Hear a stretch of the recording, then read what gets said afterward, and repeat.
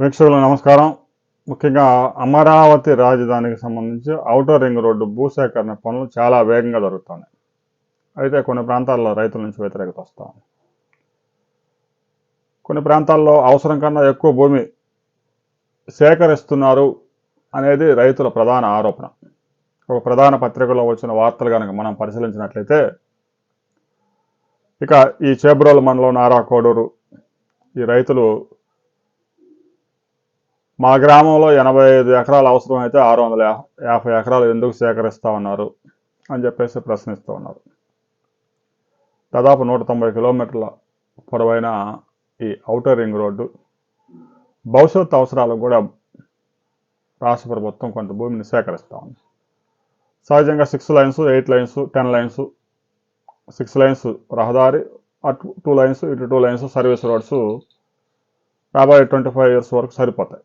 కానీ రాష్ట్ర ప్రభుత్వం కొన్ని ప్రాంతాల్లో పారిశ్రామిక అవసరాల కోసం కానీ, రైలు కారిడార్ తీసుకురావడం కోసం కానీ, హౌసింగ్ ప్రాజెక్ట్స్ కోసం కానీ కొంత భూమిని సేకరిస్తూ ఉంది.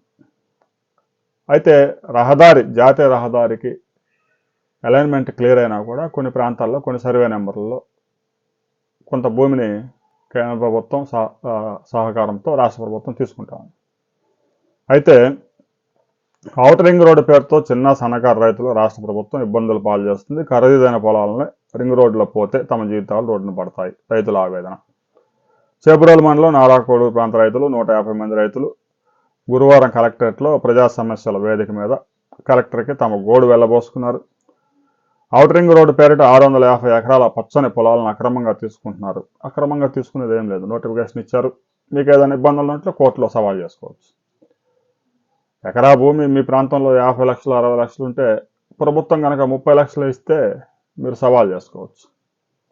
2013 భూ సేకరణ చట్టం ప్రకారం ప్రభుత్వం భూమి రిజిస్ట్రేషన్ వాల్యూ కన్నా కూడా 300% అధికంగా పరిహారం చెల్లిస్తుంది.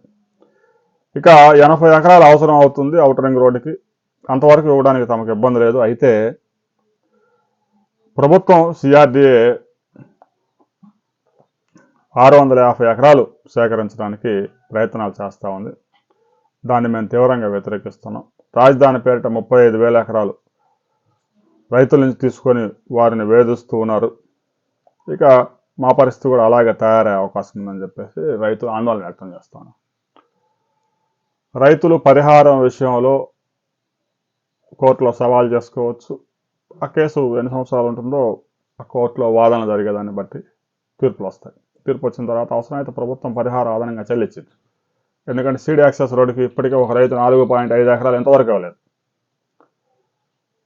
జాతీయ రహదారి పాత ఓల్డ్ ముంబై రోడ్డు కలపడానికే నానా ఇబ్బందులు పడుతూ ఉన్నారు.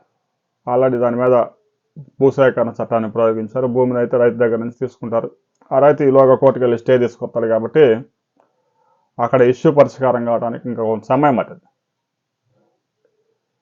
సాధ్యమైనంత వరకు అమరావతి రాజధానిలో ల్యాండ్ పూలింగ్ ద్వారానే తీసుకోవాలనే ఉద్దేశంతో ప్రభుత్వం ఉంది. ఎందుకంటే ఒకసారి కోర్టులోకి వెళ్ళిన తర్వాత కోర్టులో తీర్పు వచ్చిన దాకా ఏం చేయడానికి ఉండదు. అక్కడ స్టే వచ్చేసిందంటే అక్కడ కోర్టు తీర్పు 2 సంవత్సరాలకు వస్తే 2 సంవత్సరాలకు 3 సంవత్సరాలు 4 సంవత్సరాల వరకు పనులు చేయడానికి ఉండదు. అందువల్ల ప్రభుత్వం కూడా ఆచితూచి వ్యవహరిస్తూ ఉంది. ఔటర్ రింగ్ రోడ్డు ఇష్యూలో కూడా రైతులు చాలామంది రోడ్డుకైతే భూములు ఇవ్వడానికి సిద్ధంగా ఉన్నారు.